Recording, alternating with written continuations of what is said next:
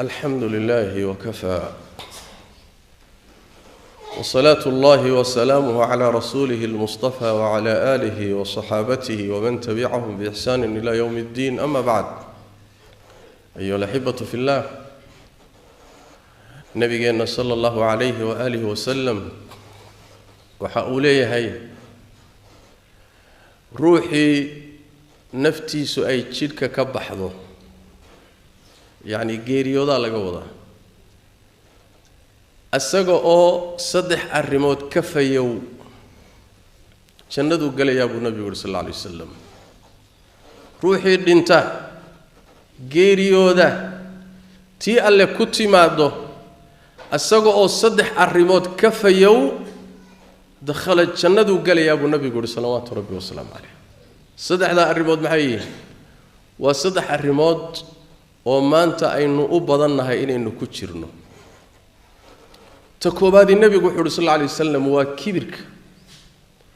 ta labaadna wuxuu yiri salawaatu rabbi wa salaamu alayhi waa deynta. ta saddexaadna nabigu wuxuu sallallahu alayhi wasallam waa quluulka iyo xoolaha dadweynaha oo la dhaco la xado. saddexdaasi ruuxii isagoo ka fayow geeriyooda jannadu galaya buu nabigu sallallahu alayhi wasallam. xadiidka waxaa laga fahmayaa saddexdaasi inay ka mid yihiin waxyaalaha dadka iyo jannada isu diida, sabab u noqda ruuxa in jannada uusan gelin. axaadiid kaleeto nabiga ka sugan salawaatu rabbi wa salaamu calayhi baa sii fasirayso arrinta sii cadaynayso. arrinta ugu horeyso kibirka ku saabsan nabigeenna salawaatu rabbi wa salaamu calayhi sii cadeeyey, qur-aankuna meelo fara badan waa faahfaahiyey, laakiin waxaynu ku gaabsanaynaa halka xadiis ay ku yimid fi saxiix muslim. nabigu salawaatu rabbi wa salaamu calayhi wuxuu yidhi ruuxii dhinta asaga oo qalbigiisa ay ku jirto waxa ugu yar wax jira, waxyaabaha jira waxa ugu yar oo ishuba xataa ayna qaban karaynin oo kibir ah, ruuxii qalbigiisa isagoo ku jirta dhintaay nabigu wuxuu sallallahu alayhi wasallam naartu galaya, jannada gali maayo. jannada gali maayo ruuxii dhinta asagoo qalbigiisa wax yar oo kibira uu ku jiro. saxaabadu ridwaanullaahi calayhim hadalkaa markuu nabigu yidhi sallallahu alayhi wasallam ayaa waxay ka fahmeen kibirka laga hadlayo macno kale ka fahmeen. waxay ka fahmeen ruuxu inuu isqurxiyo oo dhar quruxsan iyo kaba quruxsan inuu qaatay u fahmeen. markaasay su'aasha nabiga weydiiyeen sallallahu alayhi wasallam, waxay yidhaahdeen rasuul ilaahayow, ruux kasta ruuxu waa jecel yahay in maradiisuna quruxsan tahay, kabihiisuna quruxsan yihiin, sidaas janno lagu geli maayo miya? khatar baa. markaasaa nabiga wuxuu yidhi sallallahu alayhi wasallam, alla waa quruxsan yahay, quruxdana waa jecel yahay. macnaha aad u fahanteen ma aha way. quruxda alla waa quruxsan yahay, quruxdana waa jecel yahay. kibirkana macnaha aad u fahanteen ma aha way. kibirku wax weeyaan laba qodob buu nabigu ku sheegay sallallahu alayhi wasallam. waa in aad dadka yasto ood xaqirto, xaqana aad inkirto diido. labada qodob buu nabigu ku ururiyay kibirka salawaatu rabbi wa salaamu calayhi. makhluuqa iyo dadkaasi inaad hoos u fiirisood u aragto inaad ka sidato, inaad ka fiican tahay, inaad ka nasab fiican tahay, inaad ilaahay agtiisa kaga wacan tahay, inaad ka qiimo fiican tahay. haddaabad isu haysato qalbigaaga ay ku jirto inaad dadka ka sidato, macnaheedu waxa weeye waa kibir, cujbi waaye. wabitaali dadkii aad ula dhaqanto sidii wax kaa hooseeya oo kale, ama dadkoo dhan ku samee ama dadka qaarkood ku samee. qodobka labaad ee nabigu kibirka ku qeexay salawaatu rabbi wa salaamu calayhi waxa weeye xaqii oo kuu caddaaday ood aragto inuu xaq yahay in aad inkirto diido, ood baal marto oo aad ka leexato. taani waa nooca labaad ee kibirka weeye. kibirku waa kii ku xambaaray ibliis inuu amarka alla diido, inuu rabbi tabaaraka wa tacaala amarkiisa qaato oo aadam uu u sujuudo waxa u diiday ku kallifay inuu madaxa taago kadibna lacnada ilaahay inay raacdo naarna sida ku waajibsado waxa keenay waxa weey kibir iyo isla weynan buu ah marka kibirku jannadu ruuxa ka qadiya naarna waa galiya sidaas daraadeed ruuxu waa inuu la dagaalamo cudurkaasi waa cudurrada shaytaanku soo galiyo nafta loona baahan yahay in aad la isaga sifeeyo ruuxu uu la dagaalamo waa qodobka labaad ee nabigu tilmaamay salawaatu rabbi wa salaamu alayhi waa deyntu sida loo fududeysanayo ee loo qaadanayo ee loogu ciyaarayo iyo culayska ay ku leedahay diinteena way kala tahay aad bay u culus tahay waxaad ku garanaysaa nabigeena salawaatu rabbi wa salaamu alayhi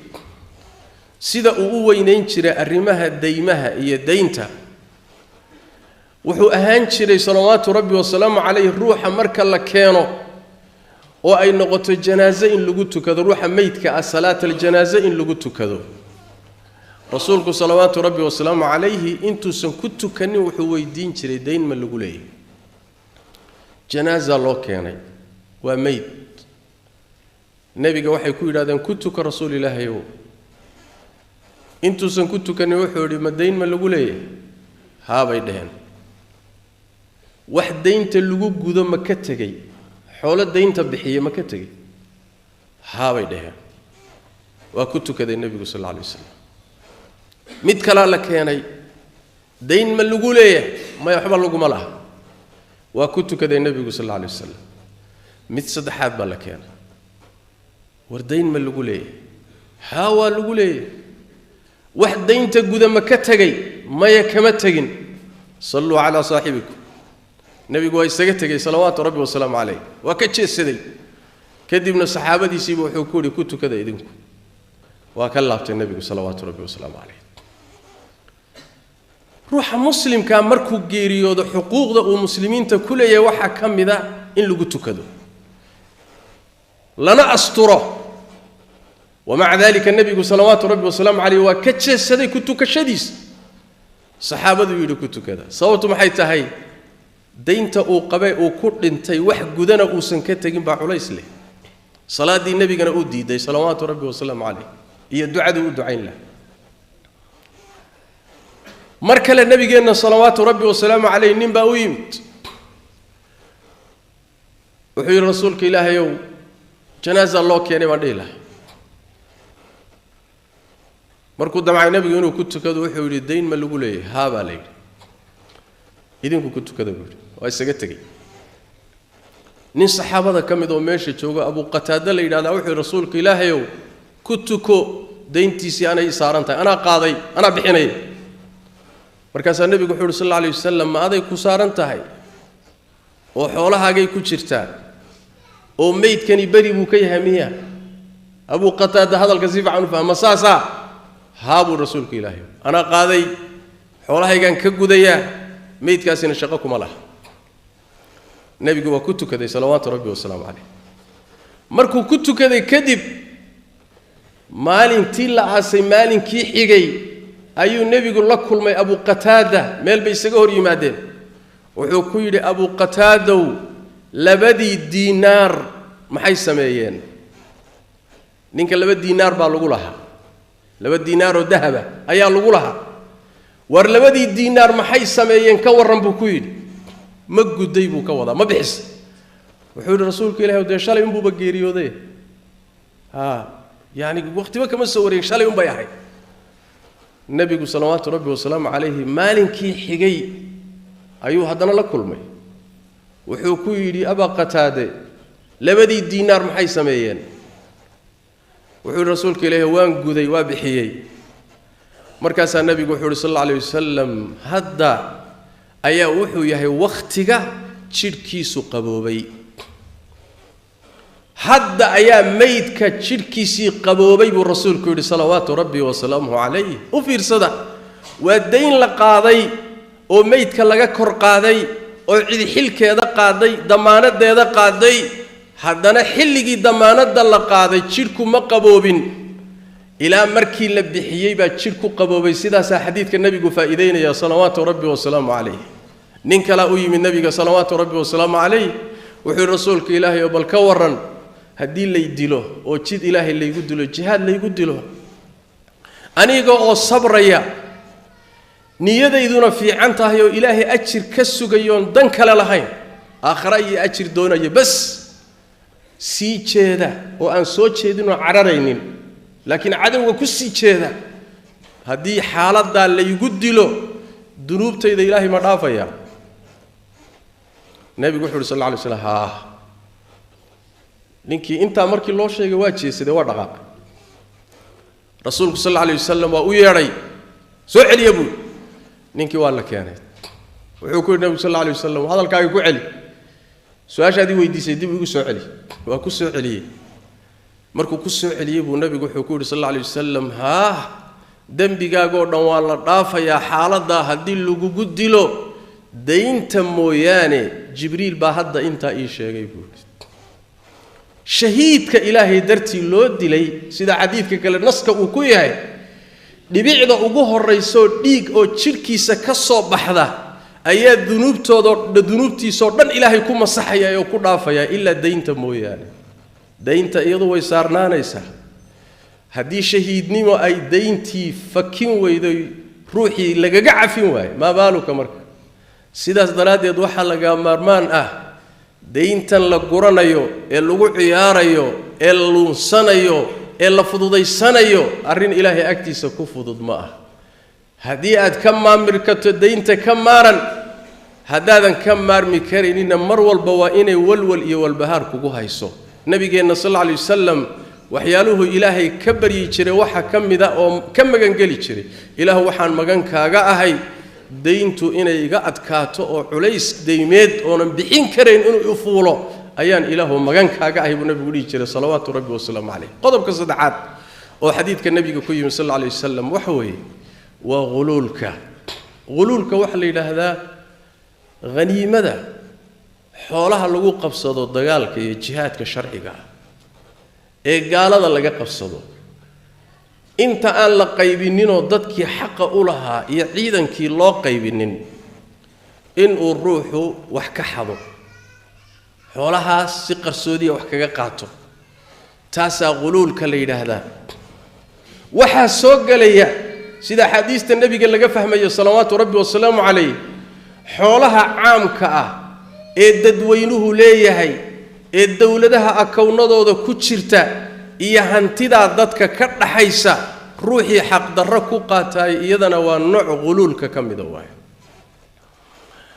ayaduna waxay kamid tahay asbaabaha ugu khatarsan oo dadka naarta geeya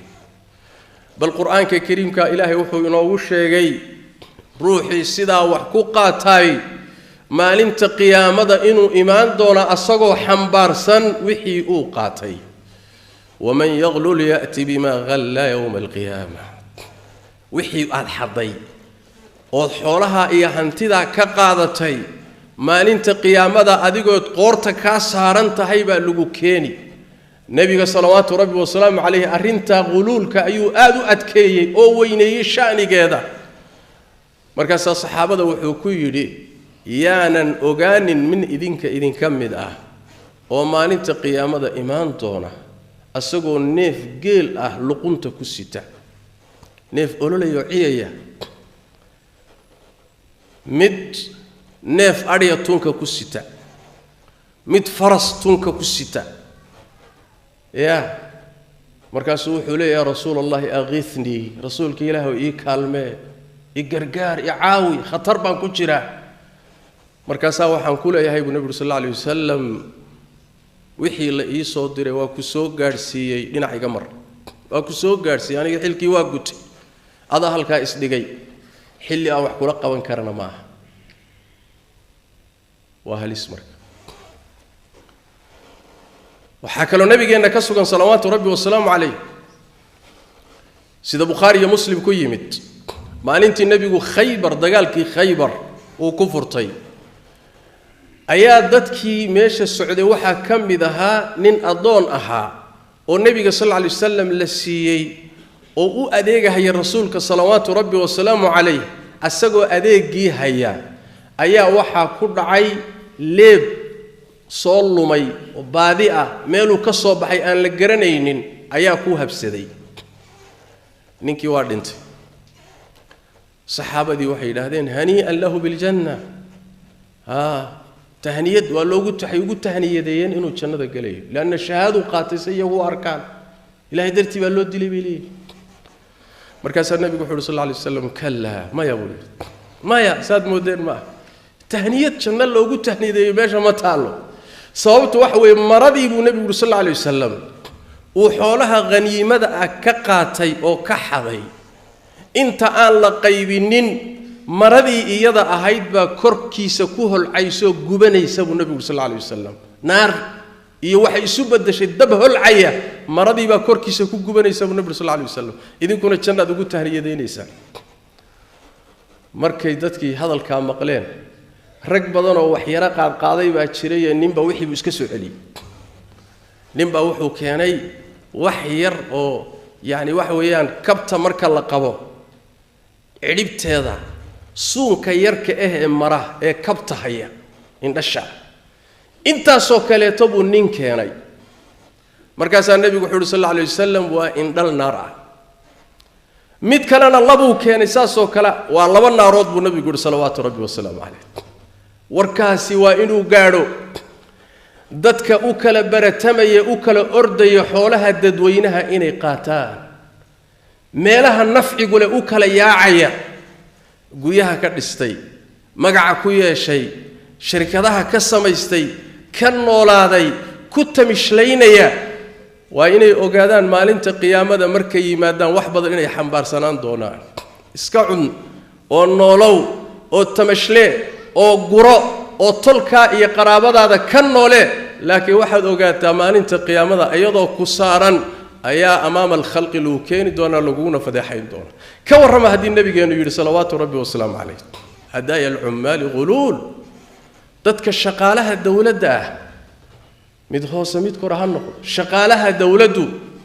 wixii hadiyad ee la siiyo waa khiyaano hadiyad madaxweyne hadiyad loo keenay hadiyada inuu qaatayo waa xaraam لأن هدية وحلوسي وكرسية كرسينا وأمانة أو ضدك إسكاله شعب كاله إن الله يأمركم أن تؤدوا الأمانات إلى أهلها كراستني وأمانة أهل كيدون وشعبك الرعية إيجو ملها ككفر دي ملها هدية بالله كان كرسية كاني مركو بنانك إسكتشوغ اللي ما سينشري ووزير هدية الله كاني ما أولها كرسيga iskale kursiguna waa amaano shacabka iskale gobol buu ka taliyaa sidoo kale meel hoosu jooga sidoo kale dawladda dirsato shaqo soo qabanaya sidoo kale hadaaya al-ummal ghulul shaqaalaha dawladda wixii hadiyad loogu keenay waa ghulul nooc min al-ghill wa khayana sidaas daraadeed ka waran hadiyadii loo keenay haday khiyaano iyo ghulul noqotay tii asalka ahayd shaqada uu san ku lahayn bangiga ku jirtay dadweynuhu lahaaye shacabku laha ka waran ayadu xaqay taala sidaas daraadeed man faraqa ar-ruh jasada wa huwa bari'un min thalath dakhala al-janna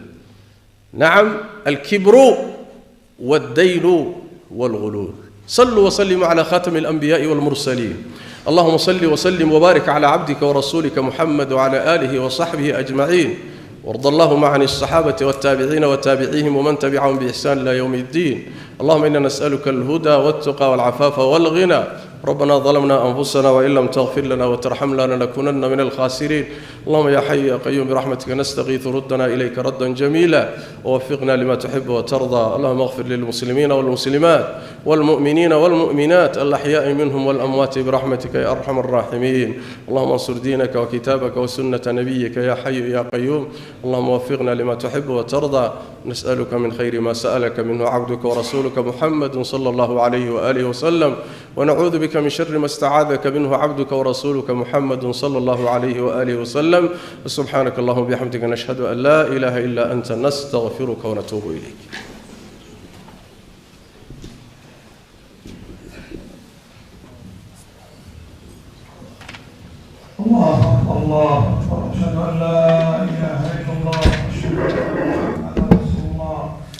على الصلاة حي على الفلاح قد قامت الصلاة وقد قامت الصلاة الله أكبر الله أكبر لا